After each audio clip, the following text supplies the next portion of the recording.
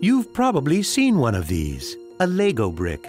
But have you ever wondered how it all started and why it's called Lego?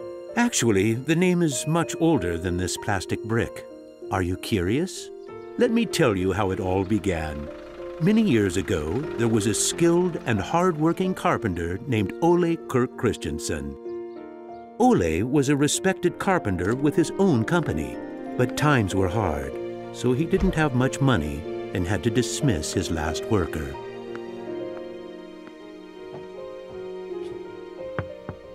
Come on in. I've closed down the workshop and packed my things. Thank you. I suppose I'd better write you a paycheck.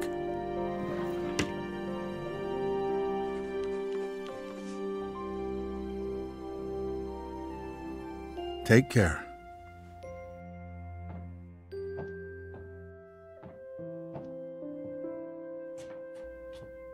Well, that was the last one. I just didn't imagine that it would come to this. I know. It's hard to understand. But at least now it can't get much worse. But it did get worse. Shortly after, Ole lost his wife. But Ole was a special person. He wasn't the type that gave up. And with the responsibility of his 4 sons, he had to think of something. Ole had gotten an idea, and for him, it never took long to put an idea into action. Ole's little invention made his boys so happy that he thought maybe he should start making toys. Ole decided to give it a try. Luckily, he had saved up a lot of wood from the carpentry production. He could now use it to make toys. Time passed by, and even though Ole was a skilled carpenter and had a good eye for quality and detail, sales were very slow. Luckily, one of his sons, Gottfried, started helping out his dad after school. Together, they just barely managed to keep up the production. Eventually, word began to spread that wooden toys of the finest quality were being made in the little workshop in Billund. One day, a man drove into town, a man who would change Ole's future. He was a wholesaler from Fredericia. I've heard that you're making some very nice wooden toys. Well, one does his best. The wholesaler was very impressed with all the wooden toys and placed a big order before he left. Now there's finally someone who can see the opportunities in what we're doing. Look at this. The wholesaler wants to put a lot of our toys into his store for the holidays. It's going to be a good Christmas this year, but we'll be busy. Now there was a lot to do in the little workshop, and Ole could rehire his former workers. Ole only used the highest quality wood, which was hand-picked and very carefully prepared. They worked day and night to get the order finished, so the wholesaler could get the toys out in stores before Christmas. Is there something wrong, Dad? I'm afraid that we're in big trouble. In the middle of their work, Ole received a letter saying that the wholesaler had filed for bankruptcy and couldn't buy the toys that he had ordered. But what are you gonna do? What about Christmas? Now we can't even afford food? I'll do it. What are you gonna do, Dad? I'll do it myself. I'll drive around selling the toys. There was no time to lose. Ole packed the car with all the toys and drove off. Ole was a very good toy maker, but was not a very good salesman. He didn't like praising himself or talking about how carefully the toys had been made. But he had to keep trying if he was going to sell anything. This is going to be a blast. Is there anything you're interested in? It looks exciting, but I don't have a lot of money right now. Maybe we could trade and call it even. Well, I would prefer money, but... In the end, he succeeded in selling all the toys. He didn't receive as much money as he had hoped, but the family managed, and they had plenty of food for Christmas. Time passed by, but the toys didn't sell as quickly as they had expected. Ole thought perhaps the company needed a good name. What should it be? It has to be a short word. I want it to convey playing well. In Danish, playing well is called leg godt. What should it be? What should it be? Yeah, if only I could get some sort of a sign. Lego. As you can see, Ole himself ended up finding a very suitable name. But what he didn't know was that in Latin, the word Lego means I put together. The name Lego was well received, and the company slowly started to move forward. We have made 3,000 crowns this year, and we have more orders than usual. Did you say 3,000 crowns? Then you need to see what I've been looking at. Even though Gottfried wasn't comfortable spending money on a milling machine, he could see that it was useful and that the quality of the toys improved. Could you finish the last batch and get it ready for shipping? I will. Dad, I've saved a lot of money for the company today. Really? How? I figured we could save money in the lacquer, so I only coated the ducks twice instead of 3 times. You what? Unfortunately, Gottfried's idea didn't go over well with Ole. Ole made Gottfried unpack all the ducks himself, give them the last layer of lacquer, and bring them back to the train station. Ole believed in high quality and not cheating his customers. When Gottfried returned, Ole explained that that wasn't the way to create a good brand. This little lesson opened Gottfried's eyes to the fact that every detail matters, and only the best is good enough. In the late 1930s, Lego was making a profit. Even when the Second World War broke out, they tried to make the best out of a difficult time. It seemed nothing could go wrong. But a stormy night in 1942 changed their luck.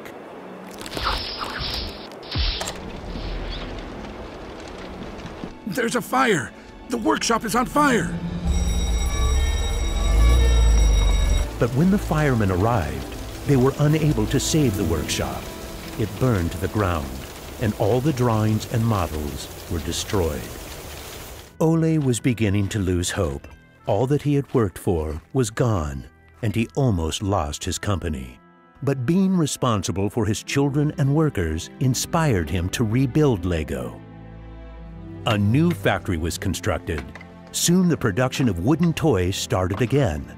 The little company fought its way back into the market.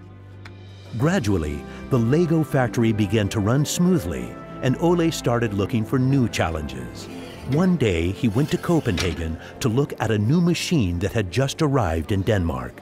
It was a plastic molding machine, and Ole was very excited about it. Should we buy it? It sure is a good bargain, and it will give us a lot of opportunities. Well, it does sound interesting, but it is a lot of money. I'll take that as a yes. When the plastic molding machine finally arrived, Ole started making little plastic teddy bears and rattles. But he still had the plastic bricks that he had received at the fair. There was something about them that he couldn't stop thinking about. And even though no one else could see the potential in them, Ole decided to redesign and put them into production. But it was when Lego first launched the Gray Ferguson tractor that the plastic toys became a success. Unfortunately, the sales were dropping during the summer, and the company had too many toys in stock. This can't be right. Of course our products can be sold the whole year, not only for Christmas. Gottfried decided that he would go out and sell the toys himself. Gottfried brought his wife Edith as company and moral support. If you can't get cash, then we need butter and eggs. Well, it wasn't that bad. Gottfried was a success in his trip around the country, which helped Lego to get out of its financial crisis. They reached home just in time for Ole's birthday party. Ole turned 60, and the whole family was gathered to celebrate with him. Well, I guess it was a long trip around the country. Hey, I got an idea. Listen, what about a picture with the 3 generations? Everyone thought that was a good idea, and we were placed on the sofa with all the presents and flowers around us. On a business trip to England, Gottfried met the head of a big shopping center on his way home. They discussed the toy industry, and the conversation would be very important to the future of Lego. Damn this industry! I just think that toys are no good nowadays. What do you mean? I think they're working very well. Oh, they work fine, sure, but there's no system in anything. System? System? There isn't any system. What in the world are you doing, Gottfried? There isn't any system. The toys need an idea and a system built around it. I want to put system into play. Children have only been offered ready-made solutions. They need something different that will strengthen their imagination and creativity. So you're trying to put Lego into a system? Interesting. That same year, Lego started producing the first Lego system of play. Children could now build houses from the Lego bricks. The town plan gave play a realistic town setting, and with this, children learned about traffic safety. My sisters and I could play with the new Lego system for hours. Some people said we were the luckiest children in the world because we grew up in a toy factory. It was a huge breakthrough, and Gottfried decided to try selling it outside of Denmark. The system of play was so popular that they managed to sell it to many countries.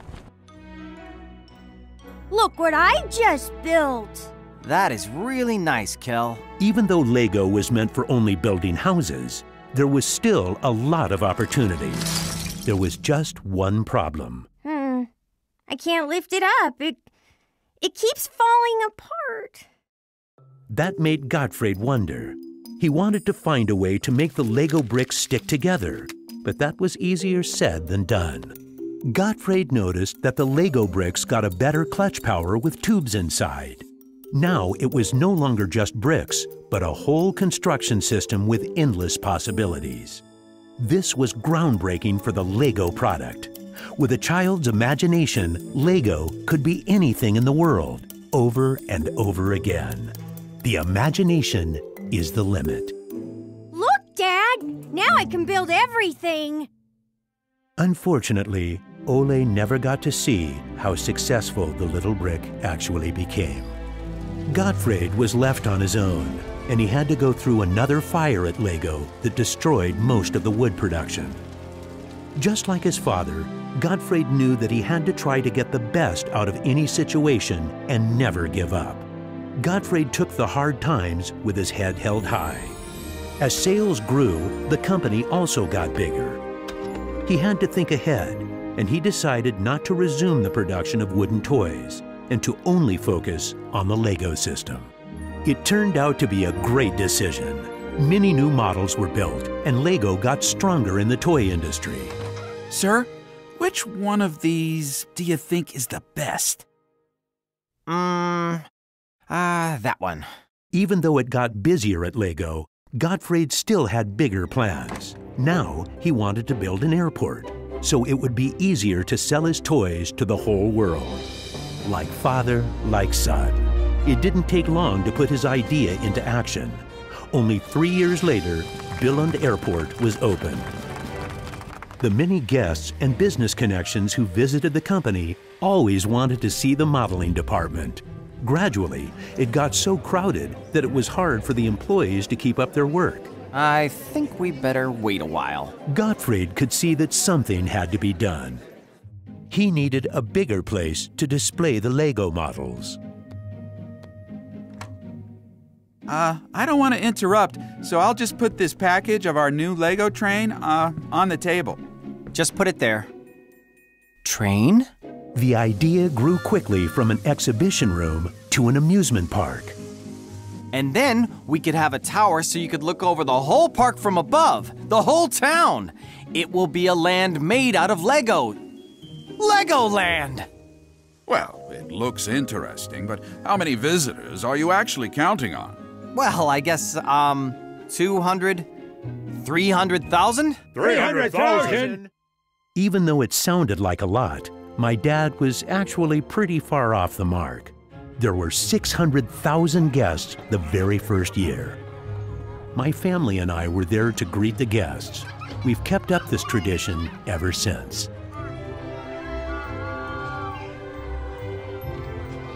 Now you know how it all began. Lego wouldn't be what it is today if it hadn't been for my grandfather's sense of quality and search for perfection. My father firmly believed in the endless possibilities of the Lego system. I seek to take the Lego idea even further, encouraging children to explore, experience, and express their own world, a world without limits. And we are still convinced that only the best is good enough, because children deserve the best.